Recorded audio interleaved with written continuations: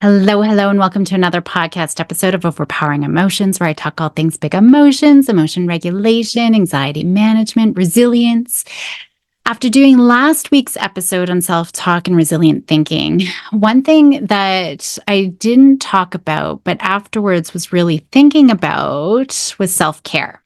So I decided to do a whole episode on that because self care is another key coping skill that really helps kids prioritize their physical, emotional, mental well being. But we often don't discuss self care for kids. We really usually just talk about it to adults, but it's just as important for kids because it helps them recognize that I have needs and I need to meet those needs to maintain balance, to reduce stress, to manage anxiety and emotions and foster resilience. So it's really important too. Now, when we talk about self care, and this will be helpful for you probably as well.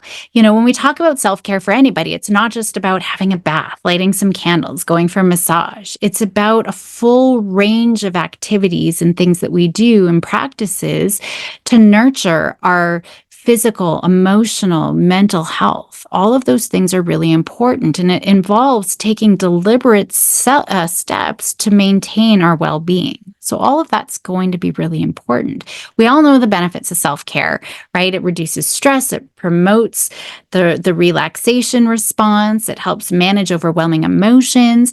When kids have their needs met, they can cope with challenges. They're better able to focus and to learn. We don't see as many behaviors, right? All of that's really important. It's contributing to their physical health. They're, engaging in healthy habits like exercise and proper nutrition and good sleep. It's enhancing their resilience. It's communicating self-worth. It's boosting their self-esteem and self-compassion. So all of those pieces are really important. So how do we help kids, develop self-care skills? Well, we have to have a discussion, right? Let's talk about it. Talk about self-care and why it's important. Help kids identify activities that make them feel relaxed or happy or rejuvenated. I find a lot of times kids are like, this is great, right? They don't feel the same guilt or time pressures that I find a lot of adults do in having. They want, yes, please, let me go and do those things that I like.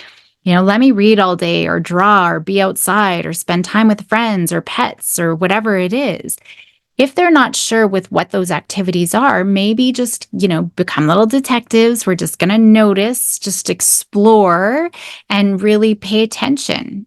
Maybe they're going to try out different hobbies and interests that they're maybe interested in and just see what does relax them or bring them joy. Maybe we're going to bring art supplies. Maybe we're going to bring instruments, to nurture creative talents or try different classes or a new activity every week. So we might need to help, open and broaden their experiences that way as well. So we want to first identify what are some of those things that could be part of the self-care routine and then establish a regular self-care routine. That's really important because I think it always goes to the wayside as adults, right? It's really hard. Oh yeah, I got to do some self-care, right? Or we wait until there's a crisis. But having that regular routine is really important, and incorporating that self-care activities into daily or weekly schedules is essential.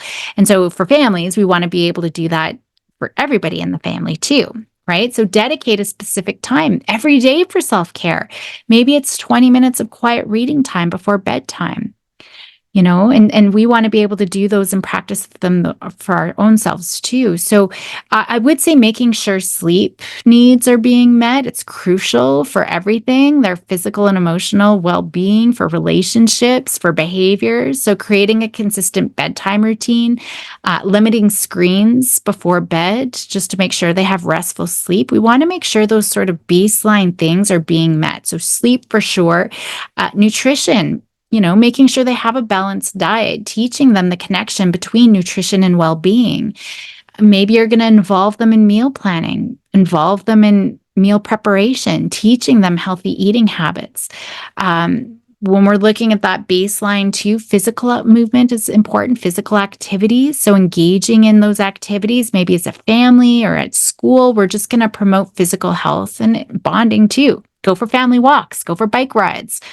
Go to family sports activities, fitness programs.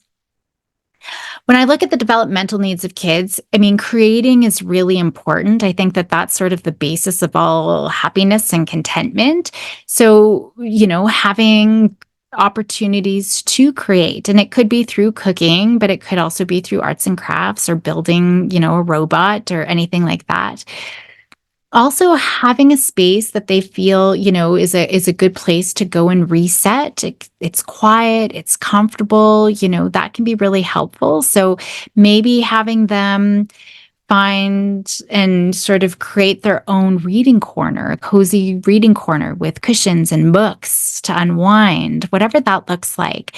Now, one part of teaching self-care is to set boundaries with others, recognizing, when do I need time for myself away from other people?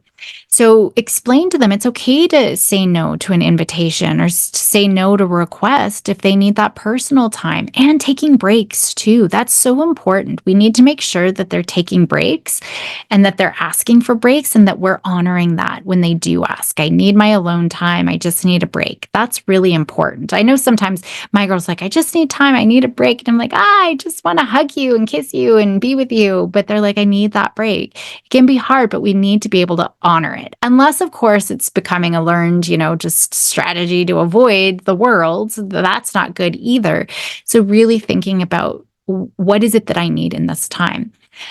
Emphasizing the importance of seeking support and connecting with friends and loved ones too is important, right? That's an important part of self-care. So we just need to look what for them. I mean, there's the basic baseline things that we're going to make sure are being met. So sleep and nutrition and physical exercise.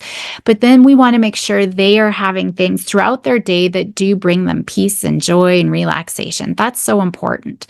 Now, with all of this, we want to practice mindfulness, to really get the most out of the self-care practices and for emotion regulation.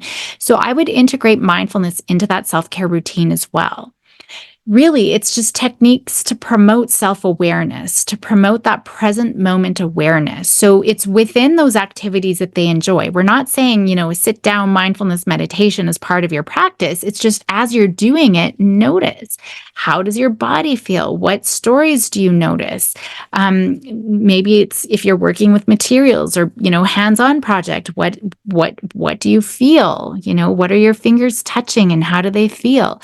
So that can be really important. I mean, focusing on things like body sensations and touch and texture and hear and sight and, all of those senses can be really helpful too as they're immersed in whatever those activities are, because that's going to reinforce the brain. Hey, this is really good for me. I'm going to do it again, right? That's important. And again, modeling self-care yourself as always. That's so important. Demonstrating self-care, you're prioritizing your well-being as well, and you're explaining its importance to your kids.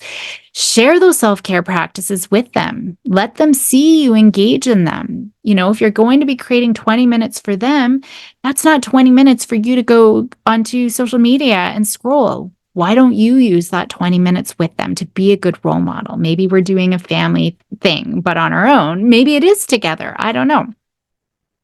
So it's important to focus on that for you and for them, but focus on it because developing those self-care habits, it's going to serve them throughout their entire life. And anything that they can establish in childhood and teenage years is going to become easier when they're adults, right? If they can get emotion regulation and diet and exercise and self-care under control now, and they're doing those things, they don't even have to think about it as adults. It's as adults we have to go through the grind trying to build these routines for us.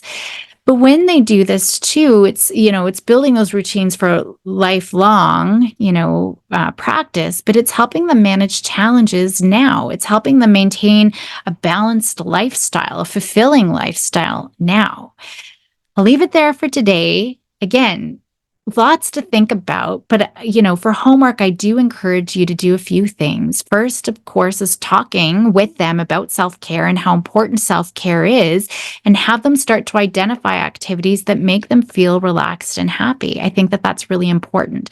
Once you have those, establish a self-care routine, dedicate specific times every day for activities, maybe just short little ones through, every day, and then maybe a longer one on the weekend, where they can do a little bit more on the weekend or whenever they have time. whenever you can, involve them in things that are those baseline that are really important. So establishing a regular bedtime routine, meal planning, meal preparation, physical activities, all of that can be really helpful. And then again, look and see if they, want to create a little quiet, comfortable space for themselves for that self-care. I think that can be really helpful. And that shows kids too, that you care and this is important for you. So maybe you're creating your own little space too and talking about all of those. So I'll leave it there. Thank you for joining me today. If you found this episode helpful, please share it, leave a review, have a lovely day, and go help those kiddos be bold and courageous.